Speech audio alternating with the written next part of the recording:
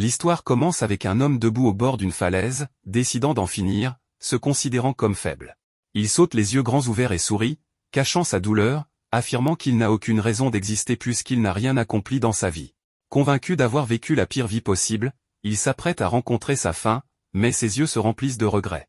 À ce moment-là, nous sommes transportés dans le passé et découvrons un groupe d'aventuriers combattant des monstres dans un donjon. Le guerrier du groupe, Zoïd, affronte un monstre géant ressemblant à un rat, tandis que la mage, Jolene, prépare un sort final. L'homme que nous avons vu plus tôt fait également partie de leur équipe, se tenant derrière Jolene comme un véritable loser. Il est clair qu'il est un poids mort, son travail étant ironiquement de porter les bagages de son équipe. Jolene achève son sort de feu et anéantit le monstre en une seule attaque. Après avoir vaincu le monstre, Jolene et Zoïd se tournent vers N, qu'ils appellent le ramasseur d'ordures, et lui demandent de récupérer les restes du monstre. Trop faible, il trébuche et tombe, s'humiliant devant ceux qui le considèrent déjà comme complètement inutile. Zoïd commence à le harceler pour son inutilité, mais Jolene l'arrête en disant qu'il n'est qu'un simple bas commun, contrairement à eux, des hauts communs. N s'excuse en expliquant qu'il portait beaucoup de poids sur son dos, ce qui l'a déséquilibré. Il se met néanmoins au travail et utilise la seule compétence qu'il possède, l'évaluation, pour analyser le monstre. Nous apprenons que son métier est évaluateur, considéré comme un travail très bas de gamme dans ce monde, raison pour laquelle il est traité comme un déchet par tout le monde. Dans ce monde, une personne reçoit un métier de la déesse de la lumière et une compétence de la déesse des ténèbres à sa naissance. Bien que les compétences puissent être maîtrisées pour acquérir diverses capacités, les métiers sont fixes tout au long de la vie, servant à différencier l'importance de chaque individu. Le système de classement fonctionne comme une pyramide, divisant les métiers en 3 classes, rares, haut commun, la classe de Jolene et Zoïd, et bas commun, au bas de la pyramide, qui est la classe de N. La plupart des agriculteurs et des évaluateurs appartiennent à cette catégorie, car ce sont des classes non combattantes. N mentionne que, dans la plupart des cas, les métiers peuvent être hérités des parents, offrant une seconde chance. Cependant, N a perdu ses 2 parents très jeunes et s'est retrouvé coincé avec son métier d'évaluateur. Malgré tout, il n'a pas abandonné et a choisi de devenir aventurier au lieu de fermier, espérant un jour faire fortune. Malheureusement pour lui, la chance n'a jamais été de son côté. En tant qu'aventurier, la seule chose qu'il fait est d'évaluer les cadavres de monstres pour déterminer quelles parties peuvent être utilisées. Il inspecte le cadavre du rat et trouve le seul objet de valeur, ses dents, qui peuvent servir à fabriquer des armes. Cependant, il est si faible qu'il est incapable de les extraire, prouvant qu'il est tellement incompétent qu'il ne peut même pas gérer les déchets en tant que ramasseur d'ordures. Son incompétence met Zoïd en colère, au point qu'il lui lance un caillou. Lorsqu'N montre le moindre signe d'agacement, Zoïd lui donne un coup de pied au visage, lui rappelant qu'ils ont eu pitié de lui en l'intégrant dans leur groupe d'aventuriers et qu'il devrait leur être éternellement reconnaissant. N s'excuse pour son insolence et, sans un mot de plus, se remet au travail, acceptant l'injustice de ce monde. Pendant qu'il s'occupe du cadavre, Jolene commence à le moquer, le traitant de tous les noms, comme sale et dégoûtant, parce qu'il met ses mains sur un rat mort. Ces moqueries ne font qu'accentuer les regrets d'N vis-à-vis de sa misérable vie. Pourtant, pour continuer à vivre dans ce monde, il tolère silencieusement ces traitements cruels. Il ne peut blâmer que son métier et la déesse de la lumière pour avoir ruiné sa vie, mais même cela ne résout pas ses problèmes. Le groupe poursuit son exploration du donjon et tombe sur le cadavre d'un chien infernal. Zoïd ordonne au ramasseur d'ordures de se remettre au travail, mais N hésite, trouvant étrange qu'un monstre si puissant soit mystérieusement mort ici. Il se rappelle que la guilde avait mentionné que des monstres aussi précieux que les chiens infernaux ne se trouvent pas dans ce donjon, ce qui le rend encore plus méfiant. Mais Zoïd, indifférent, le pousse littéralement vers le cadavre, lui ordonnant d'arrêter de parler et de travailler. Se sentant impuissant, N utilise sa compétence d'évaluation et découvre que le cadavre contient de nombreux matériaux rares. Alors qu'il commence à les collecter, Zoïd remarque un autre chemin menant à ce qui semble être un autre cadavre de chien infernal. N est convaincu que quelque chose ne va pas, car la carte fournie par la guilde indiquait que le donjon n'a qu'un seul passage. Il supplie Zoïd et Jolene de rebrousser chemin, mais Zoïd, exaspéré par ses caprices, décide de l'exclure du groupe. Face à sa situation financière désastreuse, N reconsidère et suit Zoïd et Jolene dans le nouveau chemin, qui les conduit finalement à une douzaine d'autres chiens infernaux morts. Bien qu'il soit évident qu'il s'agit d'un piège, N reste silencieux. Une fois qu'il s'aventure suffisamment loin, une meute de chiens infernaux vivants les entoure, révélant que tout ceci était un piège depuis le début. Réalisant qu'ils ne peuvent pas vaincre autant de chiens infernaux, Zoïd propose de sacrifier N pour gagner assez de temps pour fuir, ce à quoi Jolene consent. Sans pitié, elle utilise un sort de paralysie sur lui, le laissant comme nourriture pour des dizaines de chiens infernaux. Entouré par les chiens infernaux démoniaques, N est pris de panique au point de presque se faire dessus. Il se fait mordre de tous côtés, mais commence bientôt à ressentir des picotements dans ses mains, signe que le sort de paralysie s'estompe lentement. Avec le peu de force qu'il peut rassembler, il attrape une pierre et fracasse le crâne d'un des monstres. Ensuite, il saisit son sac de fruits et le jette sur les bêtes. L'une des créatures croque dans une pomme, comme un apéritif, et se prépare à attaquer à nouveau. Sentant le danger imminent, N profite de l'occasion pour s'enfuir en courant pour sauver sa misérable vie. Mais alors que tout espoir semble perdu, il se rend compte que la sortie du donjon est scellée. Pris au piège avec les monstres, il remarque une traînée de sang qui le guide vers ce qu'il espérait être un refuge sûr. Malheureusement, il se retrouve dans une impasse, au bord d'une falaise. En se retournant, il voit les chiens infernaux qui se rapprochent rapidement, prêts à mettre fin à sa vie pathétique. Coincé entre deux options fatales, il se remémore son passé en tant qu'évaluateur. À ses débuts comme aventurier, il s'efforçait de survivre, bien qu'il ne soit qu'un amateur. Il en veut à Zoïde pour l'avoir humilié et l'avoir forcé à se soumettre, seulement pour l'abandonner ensuite.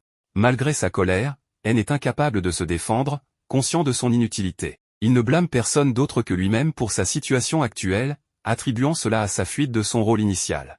À ce moment, il arrive à la conclusion qu'il est trop tard pour regretter et prend la décision audacieuse de sauter de la falaise. En tombant dans le vide, il repense à sa vie pathétique et accepte qu'il a vécu comme un déchet et fini de la même manière. Alors qu'il gît inconscient, une étrange femme bien équipée, vêtue de blanc, s'approche de lui et pose ses lèvres sur son front. Après une telle chute, on aurait pu croire que c'était la fin de sa vie. Pourtant, les choses prennent un tournant inattendu lorsqu'il se réveille dans une petite flaque d'eau, vivant. Il est incapable de comprendre comment il a survécu à un tel incident. En explorant son environnement, il aperçoit un arbre magnifique qu'il reconnaît comme l'arbre Yggdrasil, un arbre extrêmement rare dans sa région. Excité de découvrir que cet arbre existe dans un endroit aussi splendide, il examine davantage les environs.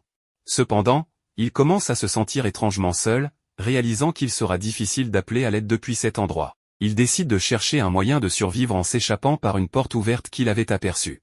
Pendant ce temps, la femme qui lui a sauvé la vie essaie de l'avertir d'un danger, mais il semble distant, tant physiquement qu'émotionnellement. Bien qu'il ait reçu une seconde chance de vivre, il reste troublé par son existence misérable et incertaine. Le gars insensé continue de courir, se dirigeant cette fois vers le donjon le plus proche qu'il puisse trouver, ignorant totalement l'arbre magnifique derrière lui. Il se précipite vers l'entrée d'un labyrinthe sinistre et effrayant, où son destin tragique l'attend. Bien que son intention soit de sauver sa peau après avoir été miraculeusement réincarné, son choix s'avère désastreux dès le début, il est immédiatement attaqué par une bête sauvage d'une puissance redoutable. Quel imbécile! N, abasourdi par la situation, reste figé d'effroi pendant plusieurs minutes, incapable de réagir. Puis, l'impensable se produit, son oreille est brutalement arrachée. Il s'effondre au sol, tordu de douleur, hurlant à plein poumon. Ce garçon stupide avait refusé de profiter de la nouvelle vie paisible qui s'offrait à lui et avait choisi de se jeter directement dans les griffes du danger. Il croyait naïvement pouvoir esquiver les monstres qui se dresseraient sur son chemin ou qu'une nouvelle chance lui serait accordée. Mais son arrogance le rattrape rapidement. La bête, ayant goûté à son oreille, le prend pour un morceau de viande grillée et se met à le découper sans la moindre pitié. Le corps d'N est mutilé, et il crie de toutes ses forces, sentant la mort approcher inexorablement. Alors que le monstre s'apprête à porter le coup fatal, un autre prédateur surgit de l'ombre et élimine la bête sur le champ, éclaboussant la scène de sang. Cependant, ce répit est de courte durée, le nouveau monstre avait pour but d'éliminer la première bête uniquement pour accéder plus facilement à sa proie initiale, N. Terrifié, le pauvre garçon, paralysé par la peur, contemple la nouvelle créature, une bête encore plus féroce. N sait qu'il n'a aucune chance de survie face à un tel adversaire. Sans perdre un instant, le monstre s'élance sur lui. N, résigné, accepte son sort. Il perd d'abord ses deux yeux, arrachés sans ménagement, avant d'être saisi et secoué comme une poupée de chiffon. Chaque muscle de son corps est broyé, et il regrette amèrement sa deuxième existence. Il se languit que cette torture se termine enfin par la mort. Cependant, contre toute attente, son destin prend un tournant surprenant. Au moment où il est sur le point de mourir, une jeune fille puissante surgit pour le sauver avec une magie impressionnante. En un clin d'œil, elle neutralise la bête, expliquant qu'elle agit sur ordre d'une belle dame. À sa grande surprise, il découvre que cette dame n'est autre que la mystérieuse femme en blanc qu'il avait aidée plus tôt, bien qu'il n'ait jamais su qu'elle existait réellement. Quand N rouvre les yeux, il découvre une magnifique jeune fille assise juste devant lui. Émerveillé par sa beauté, il reste bouche bée, incapable de prononcer le moindre mot. Sa maladresse habituelle refait surface, et le simp en lui semble prêt à refaire surface, bien que son avenir reste incertain. Cet elfe, qui semble sorti d'un conte de fées, lui offre une tasse de thé, mais elle ne sait pas comment réagir. Une autre femme apparaît à ses côtés pour lui expliquer que sa fille lui offre une tasse de thé qu'elle a préparée elle-même. Elle insiste pour qu'il la boive et montre sa gratitude. Avant qu'il ne puisse demander qui elles sont, la femme le force à boire tout le thé. Cependant, même après cela, il reste fasciné par la beauté de l'elfe. Quelques minutes plus tard, il leur demande si ce sont elles qui l'ont sauvé. La femme précise qu'elle n'avait pas l'intention de sauver une forme de vie aussi inférieure, mais sa fille, Yuri, l'a supplié de l'aider. Elle n'a donc eu d'autre choix que d'éliminer les monstres, et il doit la remercier de tout son cœur. Il la remercie en l'appelant par son nom, ce qui la fait rougir, mais cela pousse aussi la femme à lui donner un coup de pied au visage. Yuri explique à sa mère qu'elle aime être appelée par son nom et qu'elle ne doit pas l'attaquer. En entendant Yuri appeler la femme mère, elle est très surpris. La femme explique alors qu'elle est la mère de Yuri et qu'elle s'appelle Ursula, la gardienne de l'arbre-monde. Dans ce monde, il existe 9 arbres comme celui devant eux, et les gardiens sont chargés de veiller sur eux, de les protéger et de les défendre contre les attaques extérieures. Ursula précise que depuis que sa fille a pris racine, elle vit à sa base. En entendant cela, elle commente que Yuri est humaine, mais Ursula le corrige en expliquant que ce n'est pas le cas. Yuri est en réalité l'arbre-monde devant eux, ou plus précisément, la volonté de l'arbre, ou pour faire simple, son esprit. En comprenant cela, elle remarque que cela explique pourquoi elle est si belle, ce qui fait encore plus rougir Yuri. Ursula le frappe à nouveau, exigeant qu'il cesse de faire de tels commentaires à sa fille, car ce n'est pas pour cela qu'elles lui ont rendu son œil. C'est alors qu'Anne se rappelle que l'ours de la mort lui a arraché l'œil, le laissant gravement blessé, mais qu'il est maintenant guéri. Ursula explique qu'elle a soigné ses blessures avec des gouttes de l'arbre du monde, mais que ces gouttes ne peuvent pas restaurer des yeux détruits. C'est pourquoi elles ont utilisé une partie de l'arbre pour en fabriquer un artificiel, ce qui en fait un œil spirituel prothétique. Cela a été fait à la demande de Yuri, qui a supplié sa mère d'utiliser son pouvoir pour lui permettre de revoir. Anne demande pourquoi elles ont pris tant de peine, et Yuri répond que c'est parce qu'il lui a auparavant dit merci. Ursula explique que c'est très rare que quelqu'un tombe dans cet abîme, mais que lorsque cela arrive, Yuri les sauve toujours. Cependant,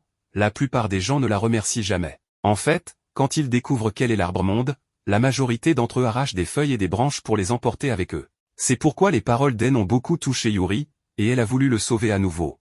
En comprenant cela, Anne sourit et remercie Yuri de l'avoir sauvé 2 fois, en disant qu'il lui doit la vie. Ces mots font énormément rougir Yuri, mais Ursula les interrompt et explique à Anne qu'elles l'ont déjà sauvé, et qu'il peut maintenant partir. Yuri l'arrête, lui rappelant qu'il est dangereux à l'extérieur et qu'il pourrait mourir, et qu'elle doit faire quelque chose à ce sujet. Ursula ne sait pas quoi faire, car son serment en tant que gardienne ne lui permet de s'éloigner de l'arbre que dans une certaine limite. Ainsi, elle ne peut pas l'accompagner à la sortie. De plus, la magie de téléportation ne fonctionne pas dans ce donjon. En entendant cela, Yuri commence à pleurer sans s'arrêter, ce qui brise le cœur d'Ursula, qui ne supporte pas de voir sa fille triste. Par conséquent, Ursula décide à ce moment-là qu'elle s'occupera d'entraîner Anne et de le renforcer pour qu'il puisse sortir par ses propres moyens. Yuri est ravi et serre sa mère dans ses bras pour la remercier, tandis qu'Anne, de son côté, est surpris d'apprendre qu'il pourra quitter cet endroit. Ému, il pleure et les serre toutes les deux dans ses bras. Ursula l'avertit qu'elle l'entraînera personnellement, en tant que la sage la plus puissante. Il devra donc donner tout ce qu'il a. Anne accepte en promettant de faire de son mieux,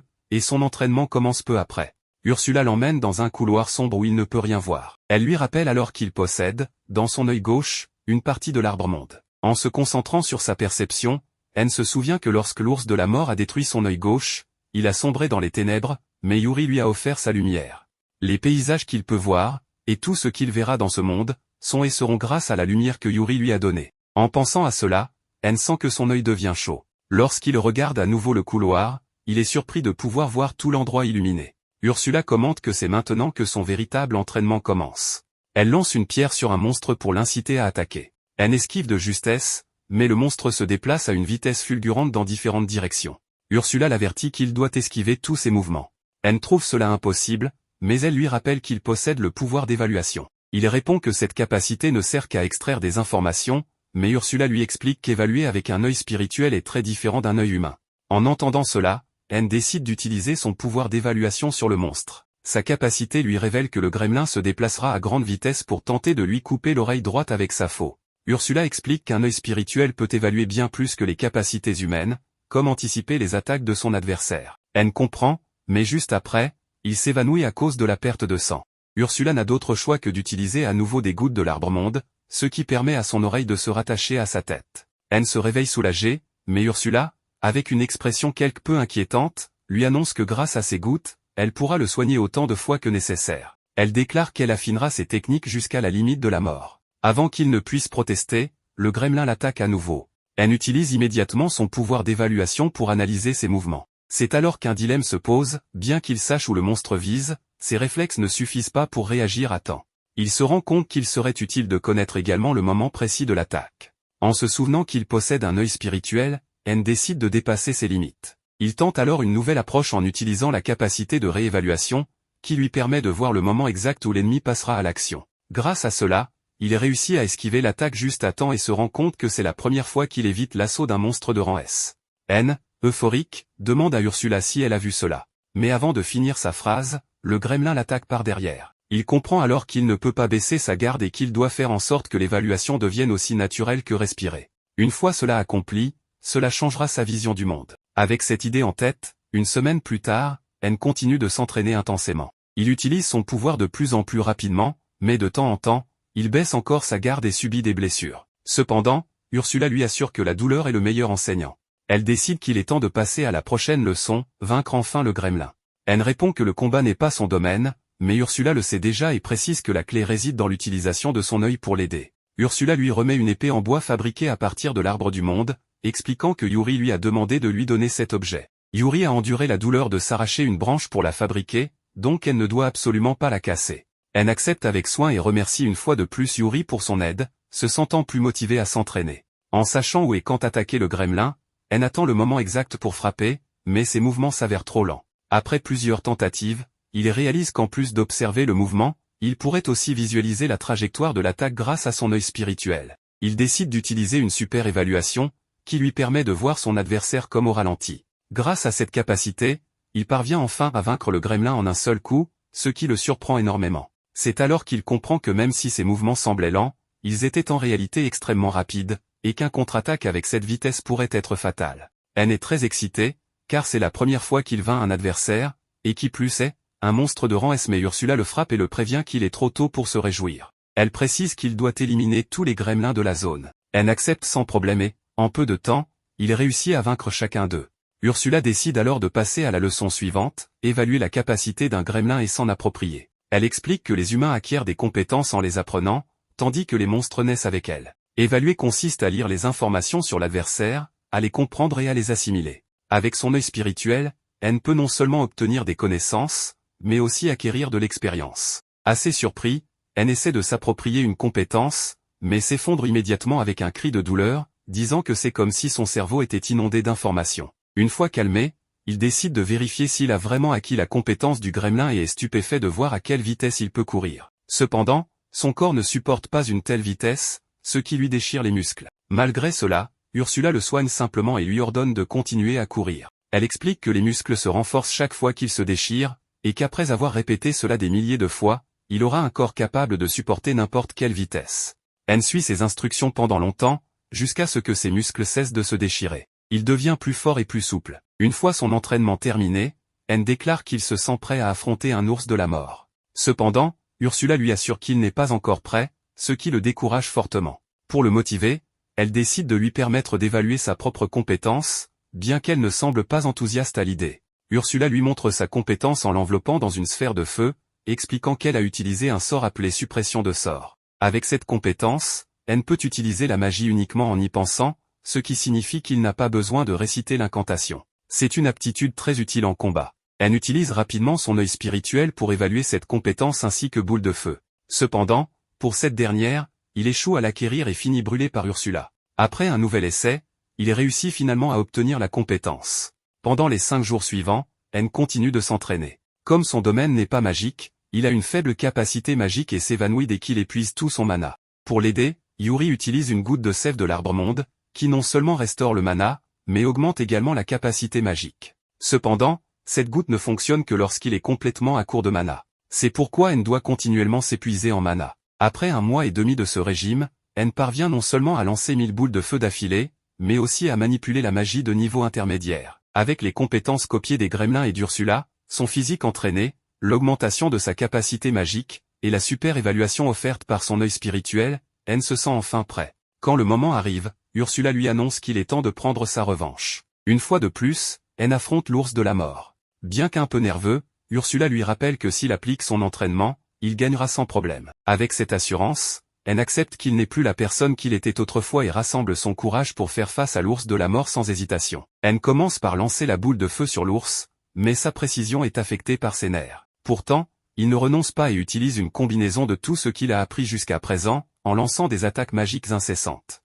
Finalement, le Death Bear tombe, bien plus facilement qu'N ne l'aurait imaginé. N se demande si le Death Bear était si faible, mais il finit par reconnaître que c'est lui qui est devenu beaucoup plus fort.